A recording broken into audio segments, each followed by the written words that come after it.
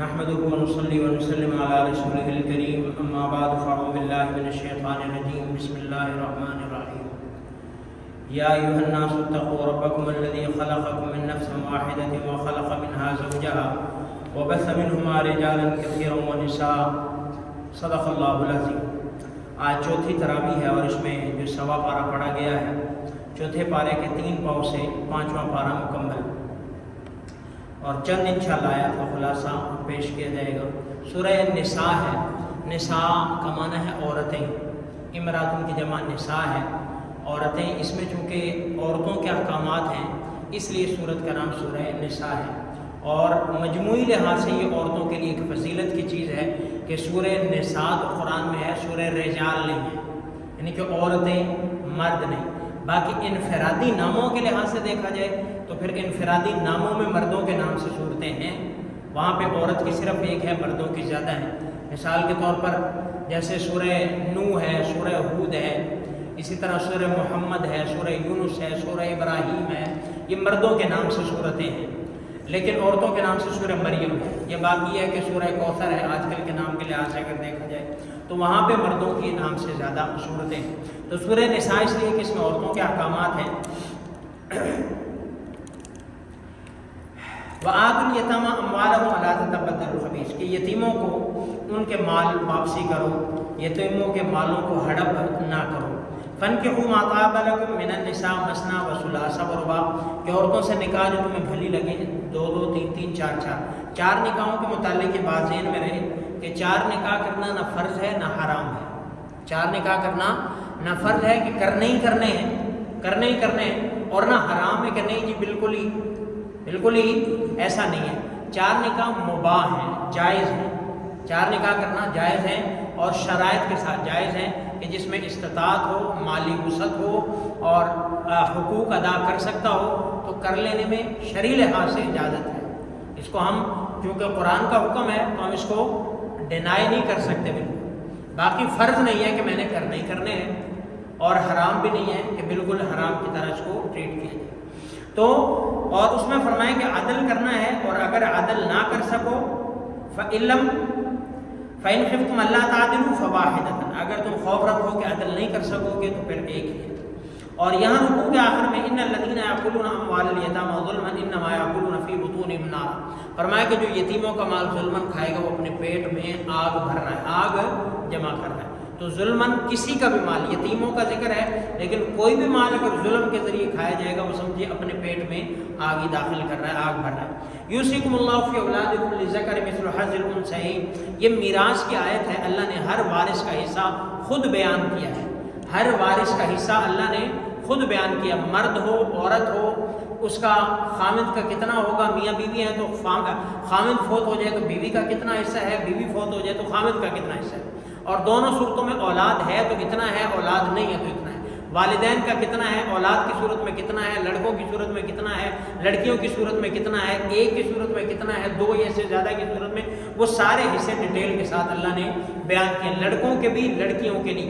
وَلِلذَّكَرِ مِثْلُ حَظِّ الْأُنثَيَيْنِ کہ لڑکوں کا حصہ عورتوں سے دگنا ہے، تو حصے دونوں کے ہی ہیں، کوئی بھی بچیوں کا حصہ ختم نہیں کر سکتا، جو ختم کرے گا، اور نہ بچیاں معاف کر سکتی ہیں۔ بچیاں بھی عام طور پر جو ہمارے ہاں چلتا ہے جب بھی میراث تقسیم ہونی ہے بچیوں نے جی پہلے معاف کر دی، ایسے معافی نہیں ہوتی۔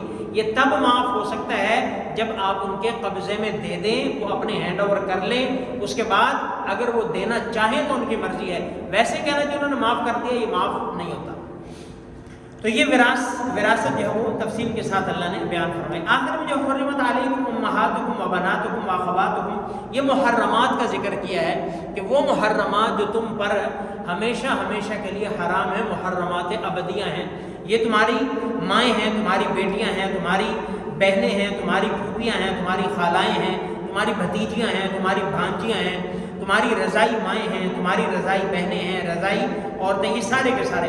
تو 3 قسم کے محرمات ہیں، ایک تو نسب کی وجہ سے، بیٹی ہونا، بہن ہونا، ماں ہونا، نسب کی وجہ سے۔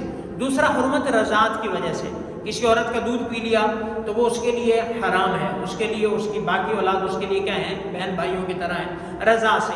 تیسری حرمت مصاہرت سے ہے کہ رشتہ کر لیا، جیسے کسی عورت سے نکاح کیا تو اس کی ماں اس کے لیے حرام ہے، اس کی ماں اس کے لیے کیا ہے؟ سانس حرام ہے ہمیشہ ہمیشہ کے لیے۔ تو محرمات نسبیہ، رضاعت اور مصاہرت یہ جو ہے وہ کیا ہیں؟ حرام ہیں۔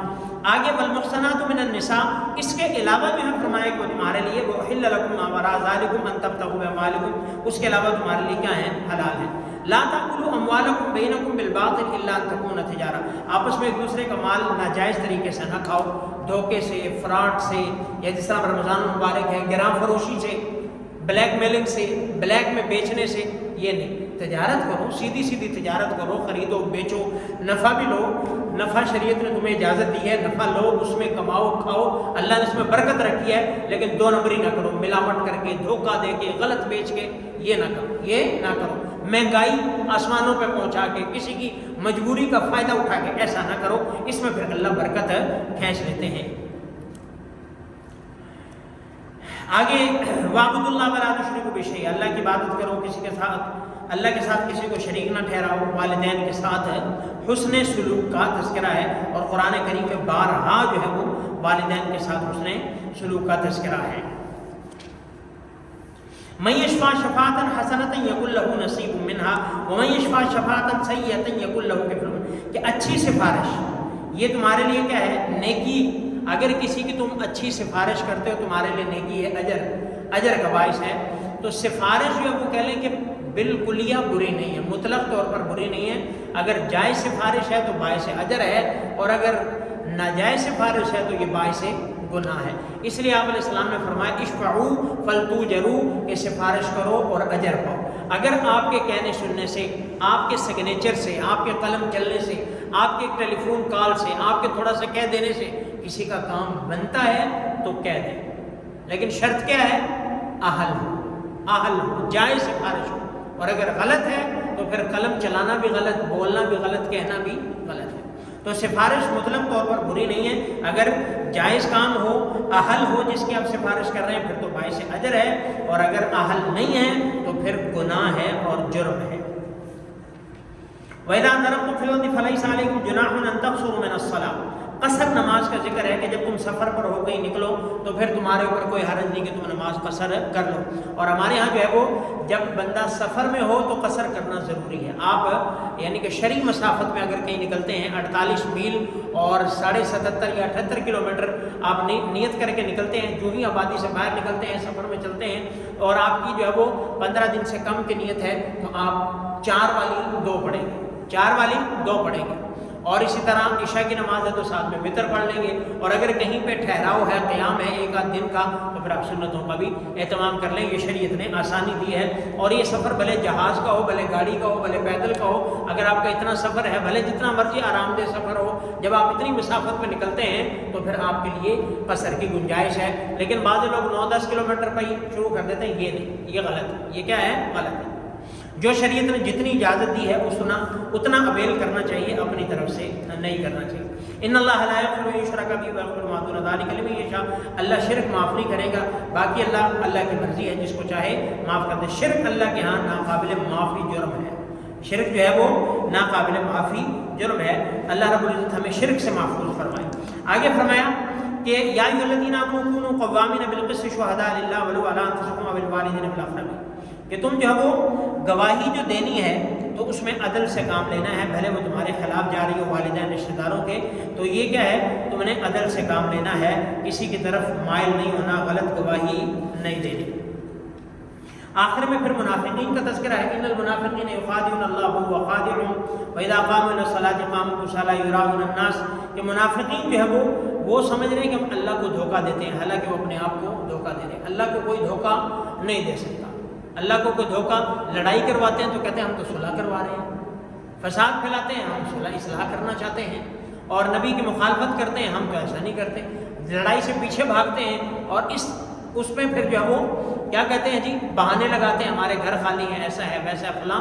تو یہ منافقت جو ہے وہ یہ سب سے خطرناک درجہ ہے، سب سے۔ ان المنافقین، اسی آیت میں ان المنافقین فی الدرک الاسفل من النار، کہ منافقین جہنم کے سب سے نیچے والے طبقے میں ہوں گے۔ تو فرمایا کہ نماز کی طرف جب کھڑے ہوتے ہیں تو ڈھیلے ڈھالے لوگوں کو دکھانے کے لیے، اور اللہ کا ذکر نہیں کرتے مگر تھوڑا۔